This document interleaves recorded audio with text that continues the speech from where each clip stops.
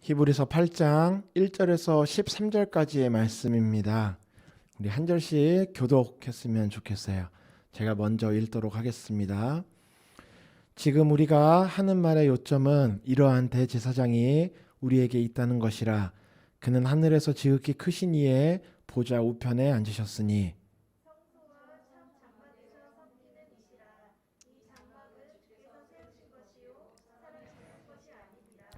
대제사장마다 예물과 제사 드림을 위하여 세운 자니 그러므로 그도 무엇인가 드릴 것이 있어야 할지니라.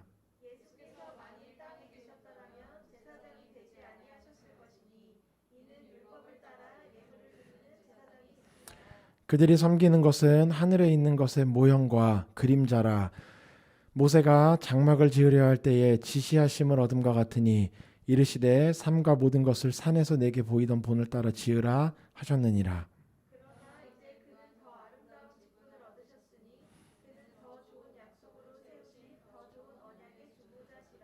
저 첫 언약이 무흠하였더라면 둘째 것을 요구할 일이 없었으려니와.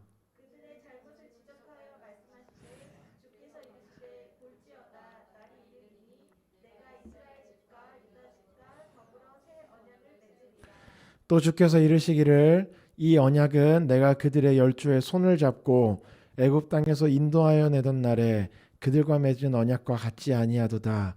그들은 내 언약 안에 머물러 있지 아니하므로 내가 그들을 돌보지 아니하였노라.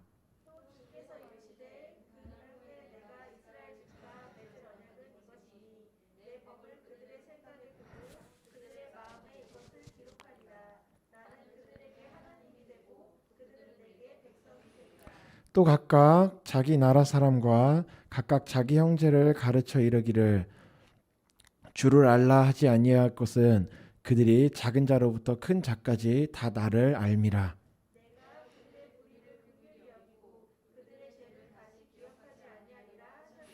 함께 읽도록 하겠습니다. 시작. 새 언약이라 말씀하셨음에 첫 것은 낡아지게 하신 것이니 낡아지고 쇠하는 것은 없어져 가는 것이니라. 아멘. 오늘은 우리 교회의 속성 세 번째 시간입니다. 교회 첫 번째가 뭐였죠?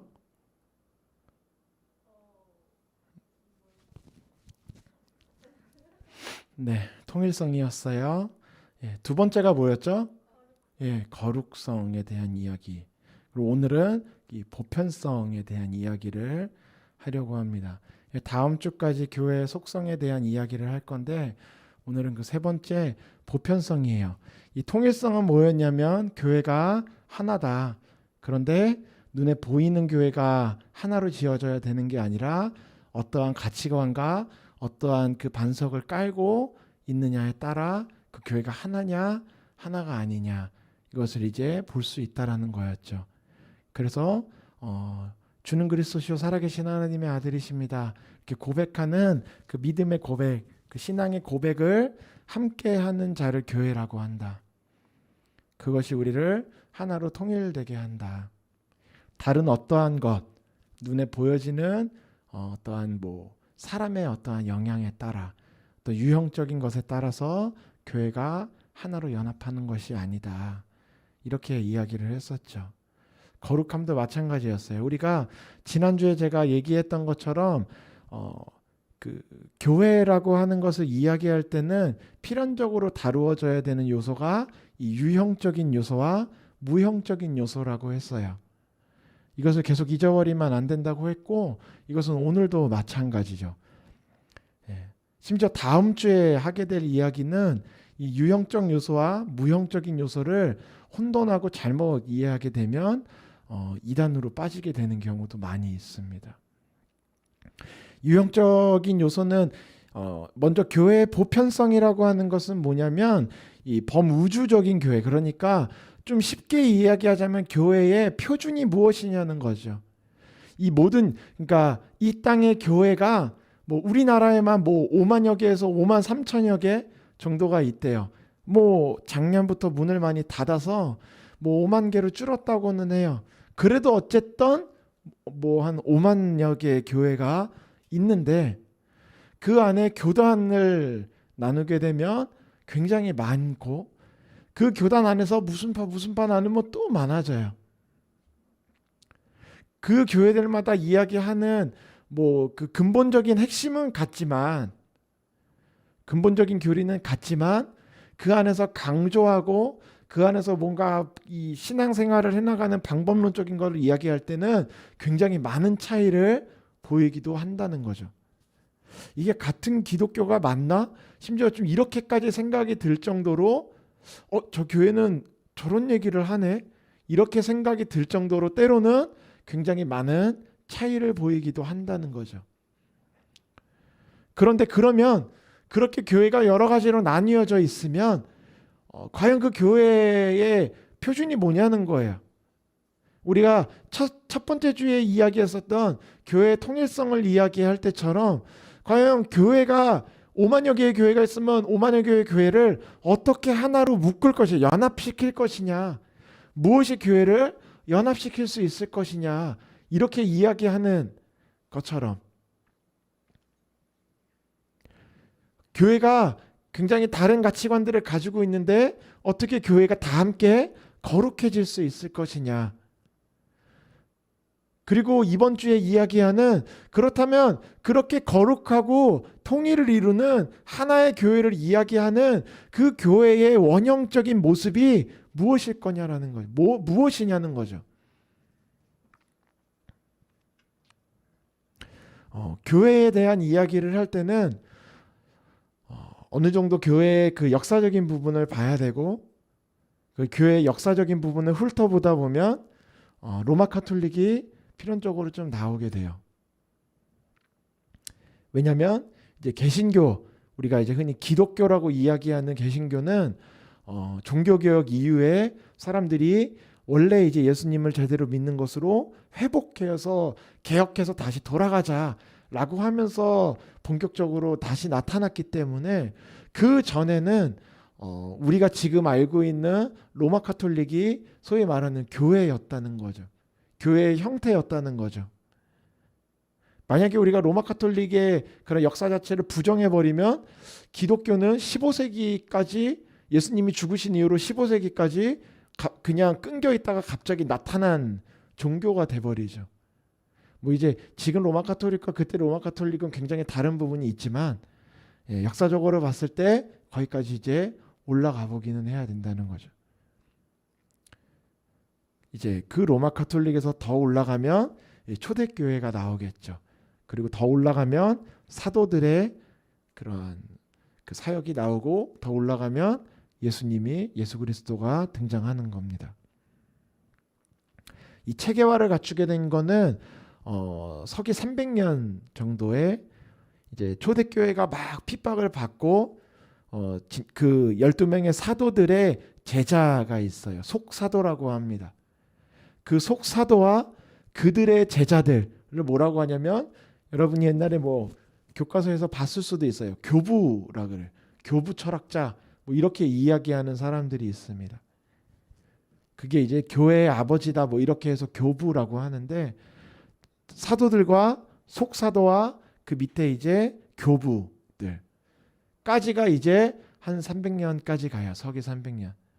그리고 로마가 드디어 기독교를 국교화시키죠. 그때부터 교회가 체계를 갖추기 시작합니다.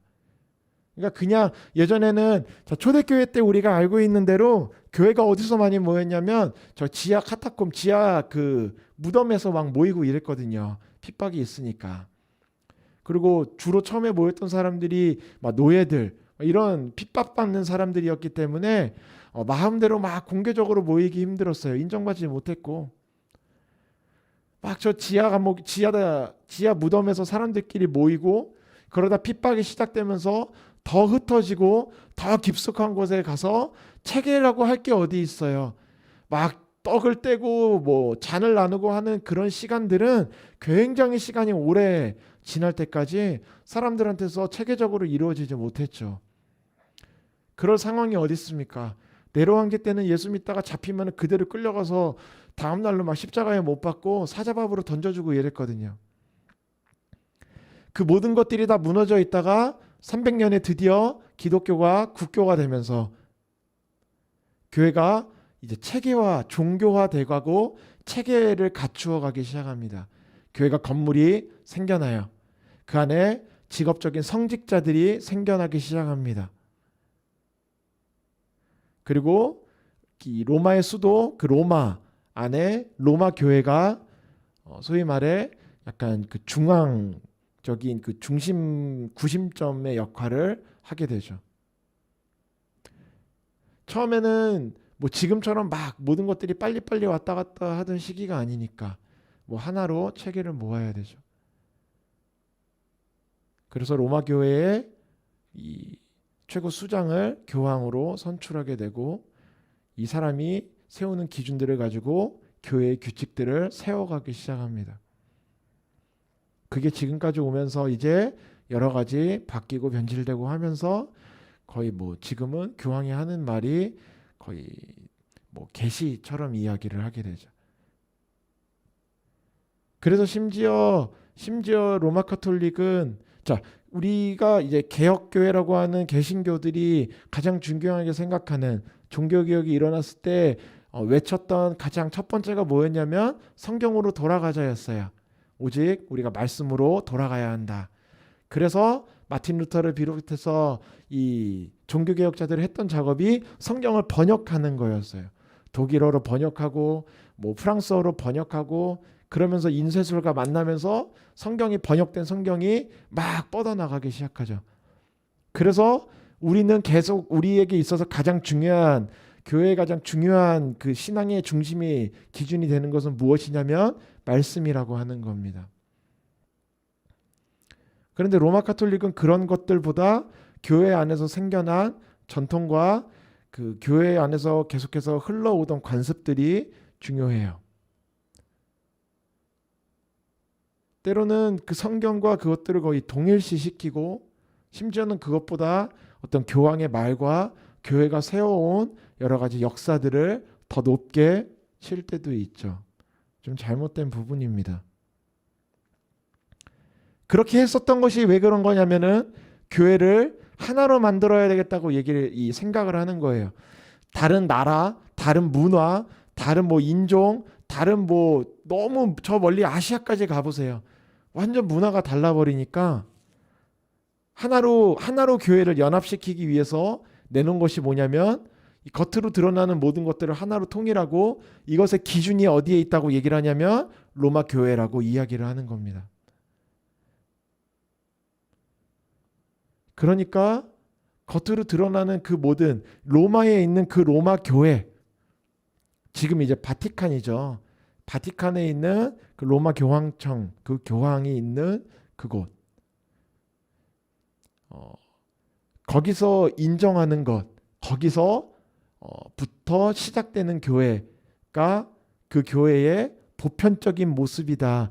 교회의 표준이다. 이렇게 이야기를 한다는 거죠. 거기서부터 벗어나면 인정하지 않으면 그때부터 거기는 교회가 아닌 게 돼요. 그래서 로마 카톨릭이 뭐가 없냐면 소위 말하는 이단이 없어요. 왜냐하면 기준이 하나거든요. 로마 교회에서 인정을 했냐 하지 않았냐에 따라서 정확하게 이단이냐 아니냐가 아주 깔끔해요. 아무리 막 이렇게 커졌어도 로마 교회에서 거기는 이렇게 하지 뭐 여기는 뭐 배교했다 여기는 제명한다 이러면 그 순간부터 거기는 전 세계에 있는 모든 로마 교회로부터 걔는 제명되는 거예요. 뭐 이단이 필요 없죠. 하나의 기준으로 하나의 교회를 만드는 데는 성공한 거죠. 자, 근데 문제가 뭐냐면 그 기준을 이야기할 때 어떠한 그들의 신앙과 그들 안에 있는 어떤 성령의 역사하심과 하나님이 주신 그 말씀을 기준으로 삼아서 교회를 만들어가는 것이 아니라 로마에서 시작된 그 교회의 모습과 그 관습과 그 안에 세워져 있는 그 교황의 어떠한 여러 가지 기준들을 교회의 보편적인 라인으로 잡으니까 문제가 된다는 거죠. 그것이 3세기부터 15세기까지 약 한 1200년 동안 세워져 온 거예요. 그러니까 단단하죠. 그렇다면 우리가 삼아야 되는 교회의 그 보편적인 기준은 무엇일까요? 그것이 로마 카톨릭이 약 1200년 동안에 잘못된 유형적인 모습, 겉으로 드러나고 자신들이 세워놓은 기준을 가지고 교회의 모습을 만들어 놓은 채로 1200년으로 오니까 교회가 타락하게 되었어요. 사람이 타락하는데 그 교회의 기준이 사람이 되어져 있으니까 회복이 되지 않는 겁니다. 그러면 그 안에 성령의 역사가 없었냐? 아니, 그렇게 이야기할 수는 없죠. 그 안에서도 계속해서 1000년의 시간이 넘는 시간 동안 그 안에서도 말씀을 읽고 성령의 감동으로 예수를 믿고 주라 고백하고 살아갔던 사람들은 있지만 교회의 전반적인 모습들이 점점 변해갔다는 겁니다. 그러니까 성도들에게 요구하는 교회의 모습은 예수를 주라 시인하고 삶이 예수님을 닮아가고 그러한 것이 그 성령의 감동이 말씀을 통하여 그 사람의 안에 세워져 가고 이러한 모습이 아니라 모든 성경을 읽어가는 모습과 해석하는 방식과 해석하는 내용은 모두 하나의 기준으로부터 내려와야 된다. 이렇게 이야기한다는 거죠. 그것이 다 로마 교황으로부터 내려온다는 거예요. 자, 우리는 소그룹 하면 이렇게 하죠. 지금은 우리가 하나의 그룹으로 하지만 사람이 좀 많아지면 그룹 한 두세 개 정도로 나눌 수 있어요. 리더들이 훈련을 합니다. 같이 모임을 하고 성경 공부를 해요. 그러면 리더들이 이 조원들을 데리고 같이 말씀을 나누고 가르치기도 하고 또 조원들도 같이 나누기도 하고 서로가 배우기도 하고 그게 불가능하죠. 일반 성도들이 말씀을 읽고 해석하면 안 되는 거예요. 위에서부터 내려온 이야기를 듣고 그렇구나 까지로 가야 한다는 겁니다. 그러니까 그러고 나니까 결과적으로 어떻게 됐냐면 교회가 겉으로는 아주 통일성을 이루어요. 하나의 목소리를 내요. 하나의 아주 단단한 연합을 이루는 것 같습니다. 그런데 그것을 계속해서 누가 세워놓은 거냐면 이제 와서는 거의 1700년이 됐어요. 3세기부터 지금까지 보면 거의 17세기, 18세기가 온 거죠. 하나의 기준을 이루고 있고 하나의 동일한 진짜 겉으로 보기에 똑같이 찍어낸 모양의 교회들은 전 세계에 모두 같은 모습을 가지고 있지만 심지어 옷도 똑같이 입고 예배를 하는 형식도 똑같고 심지어 전하는 말씀도 똑같고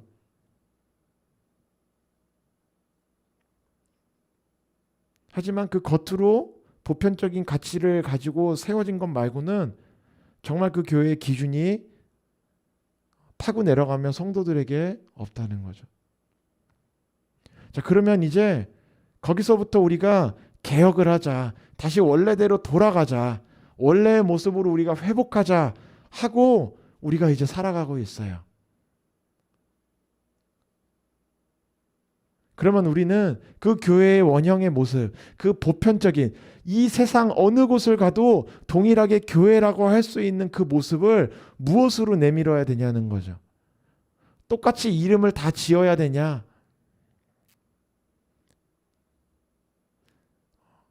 여기에서 우리가 주의해야 되는 건 그 역사를 돌아봤을 때 로마 카톨릭의 그 전철을 밟지 않기 위해선 첫 번째 우리가 정말 주의해야 되는 건 우리가 교회를 이야기할 때 주의해야 된다고 했던 유형적인 요소와 무형적인 요소를 봐야 된다는 거예요. 교회가 겉으로는 다를 수 있습니다. 자, 그리고 제가 지금 말하는 교회는 우리 언약교회, 무슨 교회, 어디 교회 이렇게 교회 공동체를 이야기하기도 하지만 또 하나는 지금 이 자리에 앉아있는 저를 비롯해서 여러분 한 사람 한 사람을 이야기하는 그 교회, 각 사람이 성령이 머무시는 하나님의 성전인 교회를 이야기할 때도 동일하게 이루어지는 거예요. 우리가 다 똑같은 사람이 될 수는 없어요. 똑같은 가치관, 똑같은 생각, 똑같은 심지어 옷을 입고 똑같은 외모를 가지고 재밌겠네요. 자, 우리 다음 주부터는 다 머리 단발로 귀미 3cm로 자르고 오세요. 우리는 교회니까 통일해야 됩니다.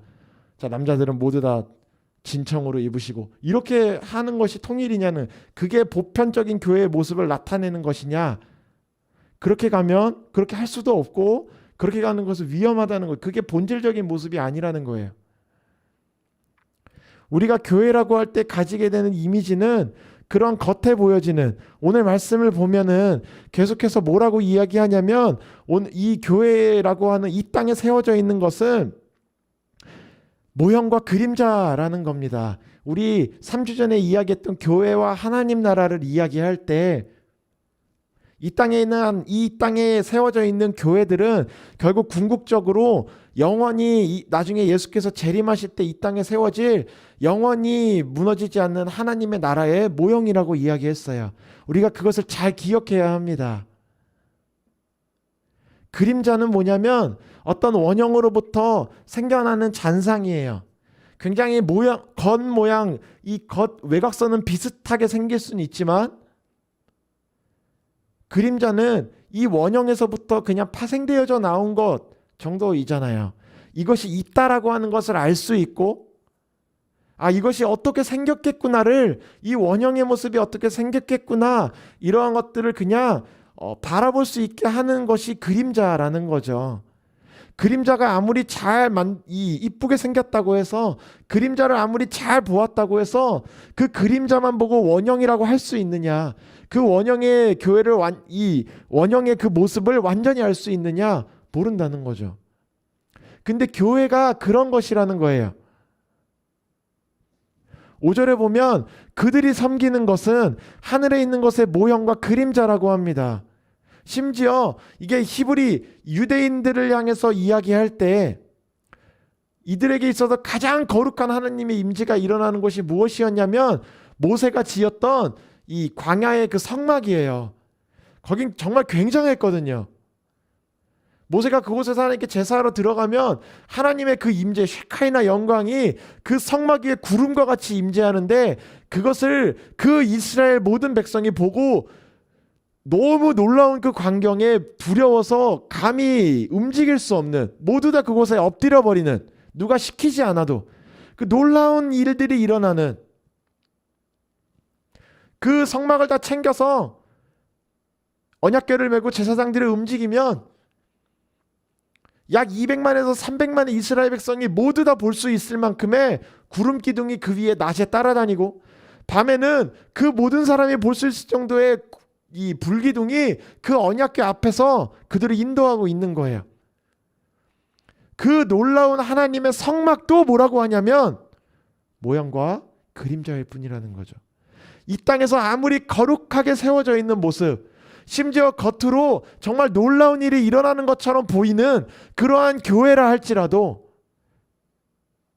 결국 그것은 장차 이 땅에 완전하게 오게 될 하나님의 나라의 모형과 그림자일 뿐이라는 거예요. 그러니까 우리에게 계속해서 무슨 이야기를 하는 거냐면, 우리가 교회의 보편적인 모습과 가치관을 볼 때에는 겉으로 드러나는 유형적인 모습에 초점을 맞추면 안 된다는 겁니다. 겉으로 어떠한 기준을 삼게 되면 여기서는 되게 좋아 보이는 교회가 저 중동으로 가면 이상한 교회처럼 보일 수 있어요. 아프리카로 가면 괜찮았던 교회가 저기 유럽으로 가면 이상한 교회처럼 될 수도 있어요. 교회의 보편적인 모습을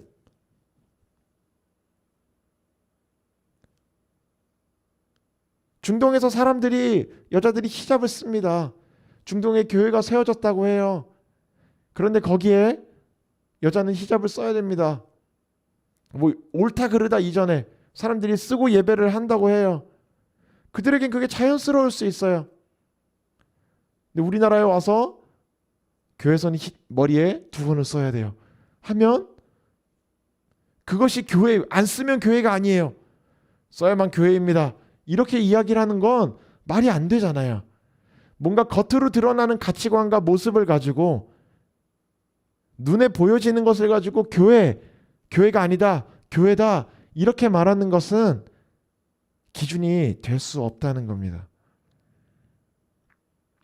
오늘 히브리서 8장에서 하고 있는 얘기는 이 땅에 있었던 대제사장 그리고 제사장들 그 짐승을 가지고 가서 죽이고 하나님께 그 죄를 고백했었던 중보자 제사장들 그리고 이 아론의 후예들 사람 이 혈육을 따라 세워진 대제사장들 그리고 이 땅에 세워져 있는 그 거룩함의 상징이었던 모세의 장막 계속해서 그 눈에 보여지는 유형적인 사람의 혈육을 따라서 눈에 보이게 만들어져 있는 굉장히 거룩함의 상징인 것 같은 장막까지 눈에 보여지고 있는 교회의 모습들을 히브리서에서는 계속 이야기하지만 그 모든 것들을 다 무엇으로 뒤집고 있냐면 하지만 7장에서 이야기했던 대로 그러한 것이 필요 없는 온전한 대제사장이 있는데 8장 1절에 뭐라고 넘어오냐면 이러한 대제사장이 우리에게 있어서 우리는 이제 뭐 할 필요가 없냐면 동물을 잡아서 죽이고 눈에 보여지는 그 모세의 장막과 같은 그 장막을 가지고만 이것이 교회의 전부다라고 이야기하지 않아도 된다는 겁니다. 더 좋은 약속이 있고 그것을 시작으로 해서 그것이 때로는 사람이 세워놓은 것이기 때문에 사람 위에 세워놓은 것이기 때문에 때로는 깨질 수 있고 어겨질 수 있고 때로는 더럽혀질 수 있는 심지어 첫째 아담 첫 번째 그 언약의 상징이었던 아담이 타락했기 때문에 인간이 타락했던 것처럼 교회 겉으로 보여지는 그러한 것들은 넘어지고 깨지고 상할 수 있고 때로는 더러워질 수도 있지만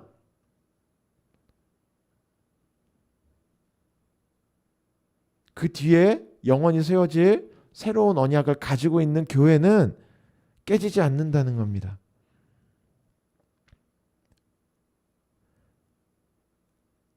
그렇기 때문에 우리가 교회의 표준이 무엇이냐 보편적인 교회가 범우주적인 교회가 무엇이냐라고 이야기를 하려면 교회는 이렇게 생겨야 됩니다.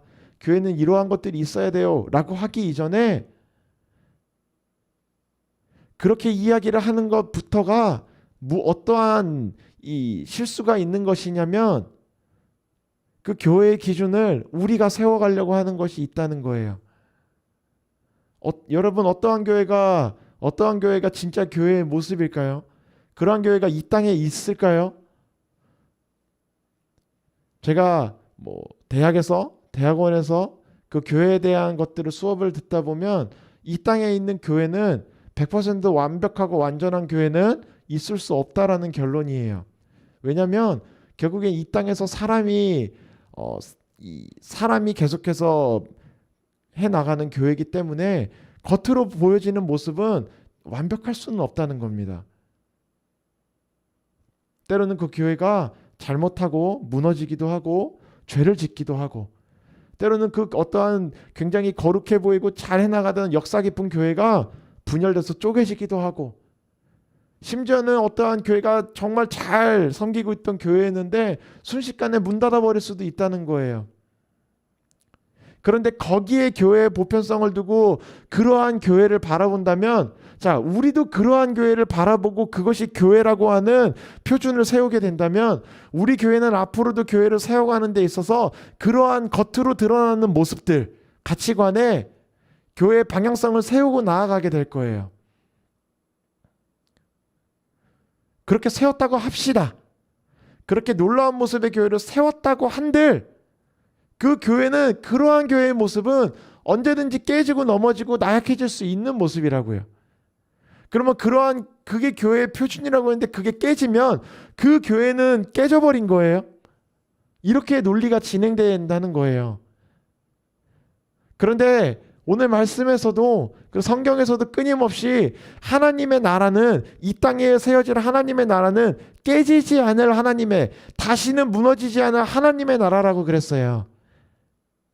뭐라고 이야기하냐면 다윗의 후손 중에 내가 남길 자를 남겨서 영원한 한 왕을 세울 것인데 그 왕을 통해서 세워지게 될 하나님의 나라는 다시는 무너지지 않을 거야. 다시는 깨지지 않을 그러한 영원한 나라가 될 것이다 라고 이야기한다는 거죠. 그것이 이 땅에 세워지는 이 교회의 유형적인 건물의 모습이 아니라, 그 안에 들어가 있는 어떤 사람의 그 겉모습이 아니라, 그 개인의 마음 안에, 그 개인들이 모여서 이 형성하고 있는 하나의 공동체 안에 바닥을 세우게 되는 그 가치관이라는 겁니다. 여러분, 우리도 지금은 서로 다 친하고 사람이 많이 없으니까 교회가 하나의 기준을 갖고 나아가는데 어렵지 않을 거예요. 또 서로 친하면 저 사람이 나와 다른 모습이 보여도 쉽게 용납할 수 있습니다. 근데 우리가 여기서 낯선 사람들이 10명, 20명, 30명, 50명, 100명 많아진다고 해보면 그 안에서 다른 사람들끼리의 다른 모습과 어떠한 그 차이점들로 인해서 또 때로는 서로의 연약함으로 인해서 충돌하게 돼요. 교회 안에 다툼이 일어날 수도, 갈등이 생겨날 수도 있습니다. 우리는 교회의 그러한 모습에 그러한 것들이 완벽해지도록, 교회 안에서 다툼이 없고 교회 안에서 모든 것이 통일되고 항상 웃을 수 있는 교회가 되어야지 하는 것으로 교회가 나아가면 우리는 약간 헛된 꿈을 꾸게 되는 걸 수 있어요.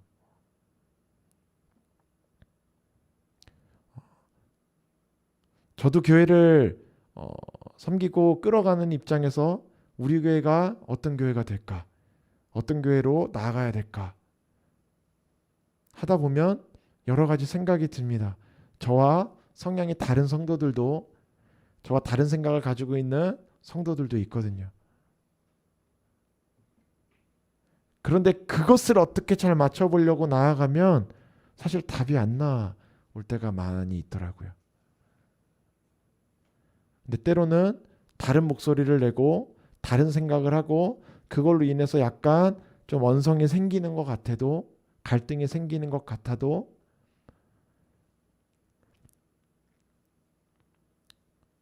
결국 우리가 정말 온전한 하나의 교회를 바라보고 나아가는 것이 같다라고 한다면 우리는 앞서 이야기했었던 통일성을 가지고 나아갈 수도, 우리가 거룩함을 잃어버리지 않고 나아갈 수도 있다는 겁니다. 사도행전에 바울과 바나바가 한번 대판 싸워요. 왜 싸우게 되냐면 바울이 1차 전도여행을 갔다 올 때 마가 요한이라는 제자를 데리고 가는데 중간에 힘들어서 돌아가거든요. 너무 힘들어요. 얼마나 힘들었겠어요. 바울을 따라가는 사역인데. 그래서 2차 전도여행을 가려고 할 때 바울은 그 마가 요한을 두고 가자고 하고 바나바는 데리고 가자고 합니다.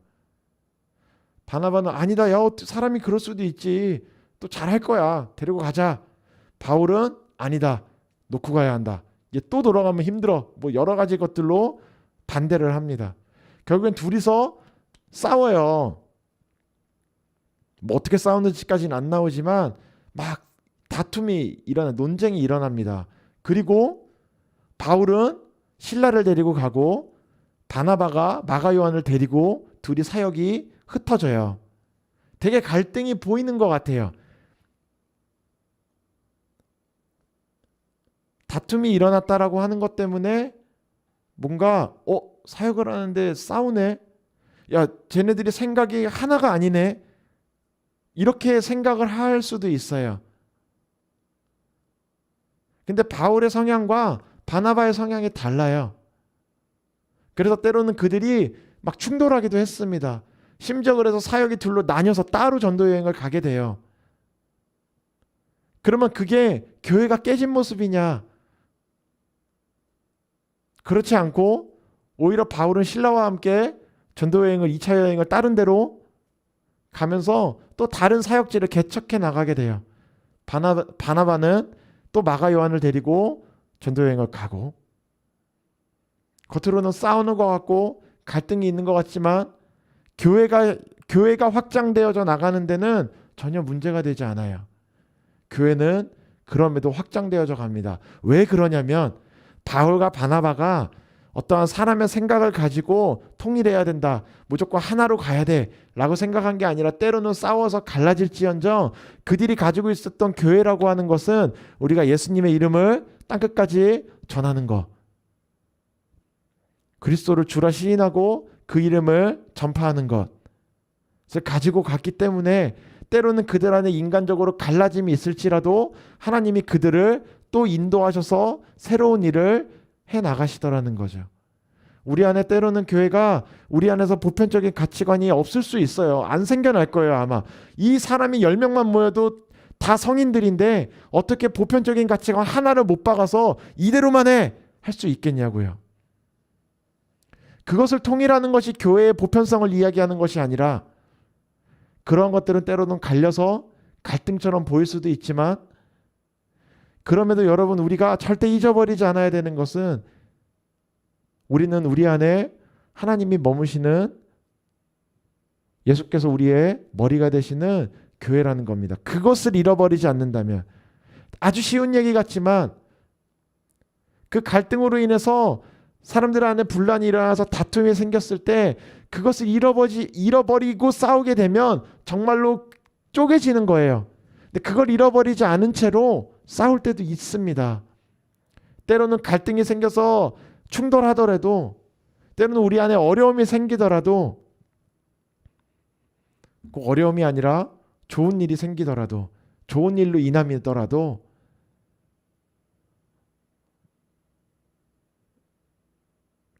우리가 예수님을 우리 안에서 잊어버리지 않은 채로 이렇게 하는 것이나 저렇게 하는 것이나 정말 내가 정말 교회를 사랑하고 예수님을 사랑하기 때문에 해나가는 것, 그렇다면, 그렇게 간다면 때로는 우리 안에 나타나는 문제처럼 보이는 것들도 우리는 하나의 교회를 유지하고 갈 수 있을 거예요. 우리는 그런 교회가 되기를 소망합니다. 다툼이 하나도 없고, 속된 말로 제가 딱 얘기하면 제 말대로 다 하고, 이러한 어떠한 하나의 어떠한 교회의 모습을 보여주는 것을 바라는 것이 아니라, 막 시끌시끌 하더라도 우리 안에서는 절대 잃어버리지 않는, 우리가 교회, 그리고 교회란 눈에 보여지는 어떤 가치관을 세워가는 것이 아니라 예수를 내가 주라 시인하는, 우리가 예수를 주라 시인하는 공동체, 그러한 사람, 그것을 위해서 내가 이것을 어떻게 할 것이냐를 결정할 수 있는 그러한 교회가 된다면, 그것이 성경에서 나타나는 교회의 모습, 가장 보편적인, 어느 곳을 가도, 어느 문화와 어느 나라와 어느 시대와 어느 연령대의 사람들을 만나더라도 그거 하나의 보편적인 가치관을 가지고 있으며 예수를 주라 시인하는, 모든 죄인을 사랑하는 예수님의 사랑 이라고 하는 그 무형의 가치관, 그 보편적인 가치관을 교회가 지키고 있다면, 그것이야말로 겉으로는 십자가를 세웠든 세우지 않았든, 간판을 붙였든 붙이지 않았든, 어떠한 형태의 교회를 가지고 있든, 그것보다 그것이 중요한 것이 아니라 진짜 본질이 살아있는, 성경에서 이야기하고 제시하는 그 교회의 원형의 모습을 우리는 세워갈 수 있을 거예요. 그리고 그러한 교회가 자라나는 것이